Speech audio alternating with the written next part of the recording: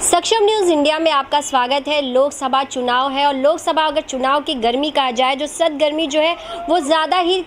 स्तर पर देखने को मिल रही है, क्योंकि इस समय जो चुनाव है वो कहीं ना कहीं काफ़ी घमासान मचा हुआ है। सीटों पे प्रत्याशी उतारने को लेकर हो या फिर चुनाव मैदान में जो प्रत्याशी उतर चुके हैं। वहीं अगर हम इन सभी के बीच करनी सेना की बात करें तो हम कह सकते हैं कि करनी सेना एक बार फिर चुनाव मैदान के लिए उतरने के लिए तैयार है, क्योंकि हमेशा ही जिस तरह से लोगों के हक के लिए और कुछ भी ऐसा किसी भी इतिहास पे अगर कोई ऐसी बात कही गई हो उसके लिए जिस तरह से करनी सेना ने लड़ाई लड़ी, और यही वजह है कि करनी सेना आज हर कोई करनी सेना को जानता है। तो करनी सेना में सुखदेव सिंह गोगामेडी की मृत्यु के बाद जिस तरह से उनकी धोखाधड़ी से गोली मारकर हत्या कर दी गई थी, लेकिन अब उनके ही इस करनी सेना को उनकी धर्मपत्नी ने संभाला है, शीला जी ने। उसके बाद एक नई कार्यकारिणी भी पूरी बनाई गई है, नए पद दिए गए हैं। तो जीवन जी को फिर एक बार महाराष्ट्र प्रदेश अध्यक्ष बनाया गया। सबसे पहले जीवन जी, आपको एक बार फिर करनी सेना ने जिस तरह से विश्वास दिखाया है, आपको फिर करनी सेना का महाराष्ट्र प्रदेश अध्यक्ष बनाया है, इस बात की कितनी खुशी है और क्या लगता है दादा के ना होने पर करनी सेना उसी जोश के साथ आज भी कार्य कर रही है? वो सबसे पहले तो मैं धन्यवाद दूंगा हमारे राष्ट्रीय कार्यकारी अध्यक्ष शीला भाभी साहब का और पूरी राष्ट्रीय कोर कमेटी, आदरणीय आनंद सिंह जी ठोकर साहब राष्ट्रीय उपाध्यक्ष, आदरणीय योगेंद्र सिंह कटार साहब राष्ट्रीय उपाध्यक्ष, जिन्होंने भरोसा जताया कि मैं उस पद के लायक हूं। और जिस तरीके से मैंने पिछले 8-9 साल में संगठन के लिए काम किया, समाज के लिए काम किया,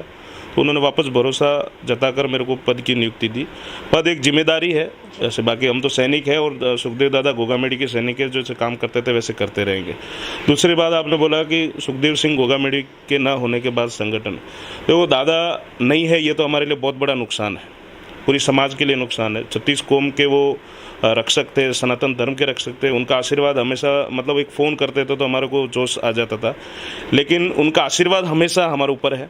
आज भी हमको ऐसा लगता है कि दादा हमारे साथ है और हम उसी तरीके से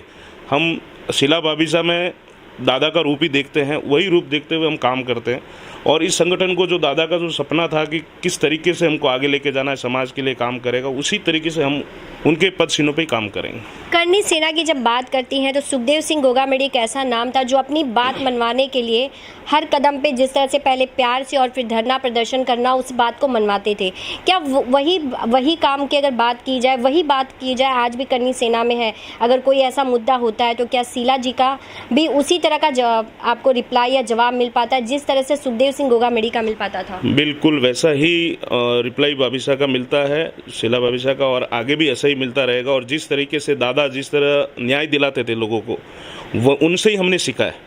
और वही तरीका हम आगे भी करते रहेंगे। जहाँ जहाँ 36 कौम के ऊपर कोई मुसीबत आएगी, कोई राजपूत समाज के ऊपर मुसीबत आएगी, कोई भी व्यक्ति विशेष महिलाओं पर मुसीबत आएगी, तो करनी सेना का जो रूप है काम करने का, न्याय दिलाने का, वैसे ही करते रहेंगे। कई चीज़ें ऐसी है जो हमारे सामने आती है, हम वैसे ही कभी भी काम करते हैं। अभी थोड़े दिन पहले ही 10 मार्च को शीला भाभी साहब मुंबई आके गए, क्योंकि वो पहला दादा के जाने के बाद पहला दौरा जो राजस्थान के बाहर का था, तो हम मुंबई में उनको बुलाए और यहाँ पे बहुत बड़ा प्यार मिला लोगों का, समाज का। राजपूत समाज के बड़े बड़े लीडर हमारे साथ वहाँ खड़े रहे और उन्होंने आश्वासन दिया कि हम पूरे संगठन के साथ तन दम मन धन से खड़े हैं।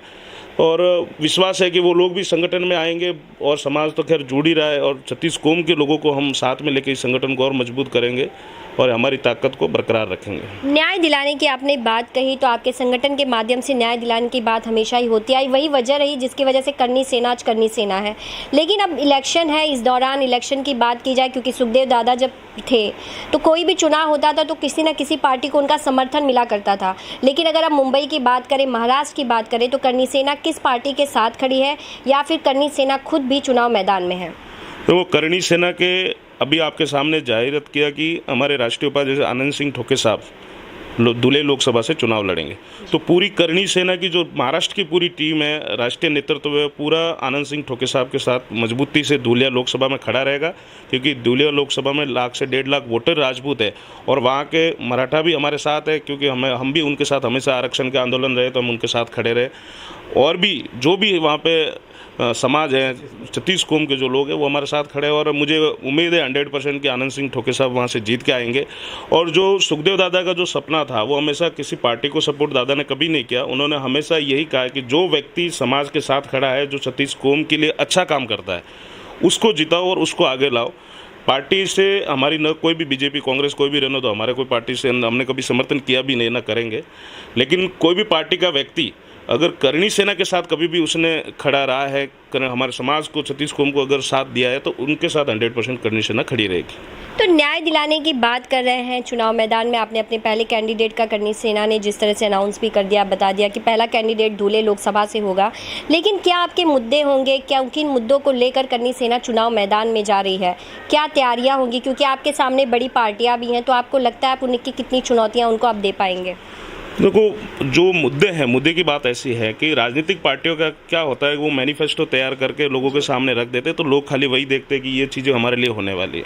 उन्होंने ज़मीनी लेवल पे कभी काम राजनीतिक पार्टियों के लीडरों ने कभी किया भी नहीं है, क्योंकि वो इसी में हवा खाने वाले लोग हैं। और हमारे जैसे जो कार्यकर्ता, आनंद सिंह ठोके साहब जैसे जो कार्यकर्ता है, वो हम ज़मीन पर लोगों के लिए हेल्प करते हैं, हम गाँव के दौरे करते हैं, कहाँ क्या तकलीफ है, हमारे से अच्छे कोई नहीं जानता।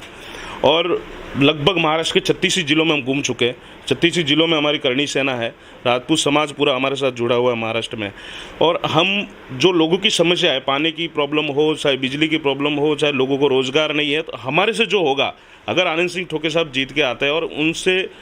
दिल्ली में अगर लोकसभा में बैठकर अगर वो समाज की आवाज़ उठाते हैं और अगर लोगों को फ़ायदा मिलता है, तो लोग खुश होंगे ही, और वही हम मुद्दे लेके जाएंगे जो लोगों की समस्या है। लेकिन करणी सेना, अगर जनता जो है वो करणी सेना पे विश्वास करती है, आपके जो कैंडिडेट उतार रहे हैं उन पर विश्वास दिखा के वोट करती है, ये विश्वास आप कैसे जनता को दिलाएंगे, क्योंकि आप अभी कहीं नेशनल पार्टी में नहीं है, कि उनकी जो ज़रूरतें हैं, उनकी जो समस्या है, उसे दूर करने में आप सक्षम होंगे?